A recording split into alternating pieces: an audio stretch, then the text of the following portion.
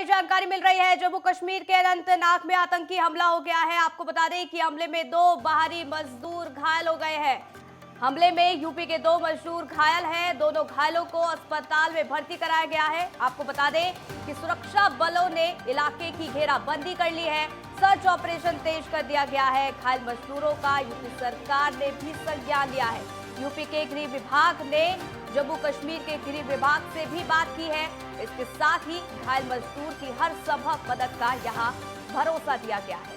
तो बड़ी जानकारी इस वक्त की एक बार फिर टारगेट किलिंग का मामला सामने आया है। आपको बता दें कि जो घायल मजदूर है वो यूपी के रहने वाले हैं, जिसको देखते हुए ये अनंतनाग में देखिए आतंकी हमला हुआ है। 2 बाहरी मजदूर इसमें घायल बताए जा रहे हैं। बता दें आपको कि हमले में यूपी के 2 मजदूर घायल हैं, जिसके बाद उन्हें अस्पताल में भर्ती कराया गया है, जहां उनका इलाज किया जा रहा है। आपको बता दें कि सुरक्षा बलों ने इलाके की घेराबंदी भी कर ली है। अब सर्च ऑपरेशन लगातार जारी है।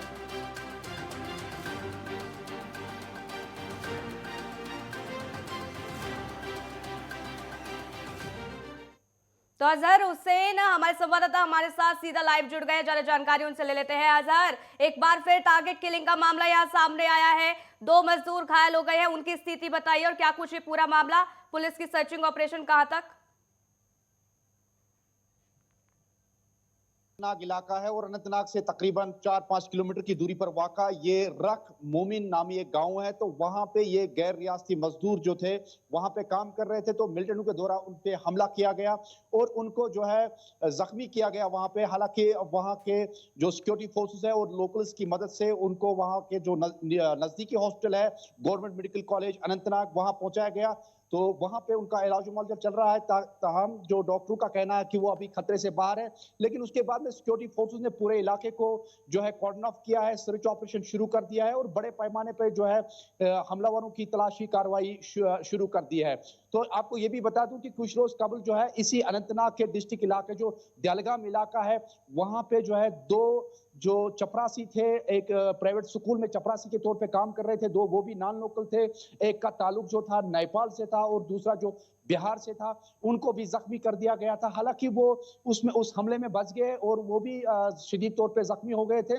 लेकिन कुल मिला के जो है इस इलाके में जो है पिछले कई दिनों से टारगेटिंग किलिंग का जो वाकया है वो सामने आ रहे हैं। हालांकि सिक्योरिटी फोर्सेस ने पूरे इलाके को कॉर्डन ऑफ किया हुआ है और हमलावरों की बड़े पैमाने पे जो है तलाशी कार्रवाई शुरू कर दी है। तो कहीं ना कहीं जो सिक्योरिटी की यहाँ पे ये बताएंगे कि इस तरीके से सिक्योरिटी ने पहले ही बताया था कि यह जो मिलिटेंट्स का ग्रोथ है वो नीचे होता जा रहा है। बहुत कम संख्या की तादाद में जो है मिलिटेंट्स है, लेकिन उनका यही टारगेट है कि वो सॉफ्ट टारगेट जो है वो उनको निशाना बनाते हैं, ताकि जो यहाँ पे जो माहौल है, एक पुरअमन माहौल है, उसको खराब किया जाए। सपना बिल्कुल, आतंक फैलाने का इनका जो मंसूबा है वो साफ तौर पर नजर आता है, क्योंकि इस तरीके की टारगेट किलिंग अक्सर यहां देखी जाती है। अगर ये जाने कि क्या किसी संगठन ने इसकी जिम्मेदारी ली है, पुलिस की तरफ से क्या कुछ कहना है, क्या इसके बारे में कोई इनपुट मिला है? देखिए सपना, फिलहाल ये कहना कबल वक्त होगा क्योंकि अभी इस पे सर्च ऑपरेशन जारी है। क्योंकि इससे पहले जो आपको बता दूं कि शुपियान वाले इलाके में, जो इमाम साहब वाले इलाके में, वहां पे भी जो नॉन लोकल्स के ऊपर जो है ग्रेनेड दागा गया। हालांकि उनकी फिर मौत वाक़ा हो गई। तो उसके तुरंत बाद की कुछ ही घंटे के बाद जो है उन्होंने एक लश्कर तैयबा से वाबस्ता एक मिलिटेंट को वहां से गिरफ्तार कर दिया गया।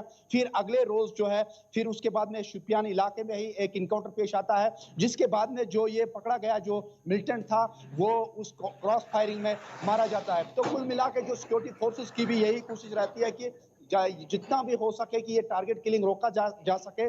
और जो ये सॉफ्ट टारगेट होते हैं ये दूर दराज गांवों में बैठे हैं और इनका जो पूरा जो डाटा है वो सिक्योरिटी पुलिस के पास नहीं है, क्योंकि पुलिस ने इनको पहले ही अलर्ट रहने को कहा है। उनको कहा है कि आप सेफर पुलिस पे रहें, लेकिन उसके बावजूद भी ये जो वाकया है वो पेश सामने आ रहे हैं। जी सपना। बिल्कुल, लेकिन अब सबसे बड़ा सवाल यही उठता है कि आखिरकार इस तरीके के मामले कब रुकेंगे, कब सख्त से सख्त कदम उठाया जाएगा इस पूरे मामले में। हालांकि आप पूरी नजर बनाए रखिएगा। बहुत बहुत शुक्रिया फिलहाल के लिए, आप हमारे साथ जुड़े और जानकारी हम तक साझा की।